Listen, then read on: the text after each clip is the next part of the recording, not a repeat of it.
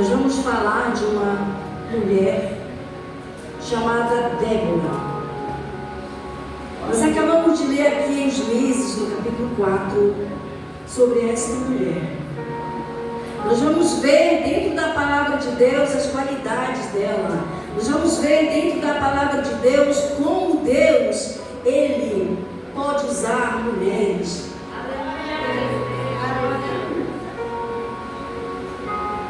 Nós vamos ler aqui dentro da palavra do Senhor. Esta mulher profetiza, mulher de Lapidote.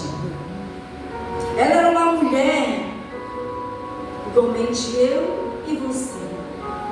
Uma mulher casada, que cuidava da sua casa, mas ela era uma mulher muito usada por Deus, assim como eu e você.